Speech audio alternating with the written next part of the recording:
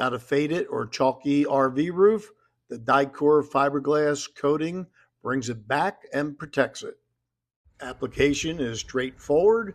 Just clean the roof thoroughly, let it dry, and roll this on evenly.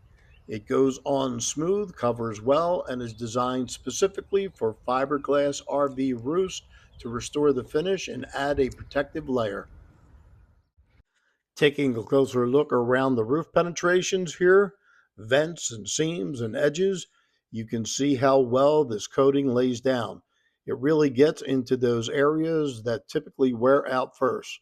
Coverage is consistent, no heavy buildup, and it levels out nicely.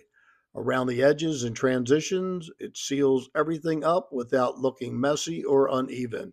Up close, you can see the finish is smooth and uniform, which is what you want for proper protection. Overall, it gives the roof a clean, sealed look and helps protect these critical areas from sun, water, and long-term wear. Here's the finished result. Nice, even coverage with a clean, refreshed look. The surface looks sealed up and protected, which is what you want to help extend the life of your RV roof.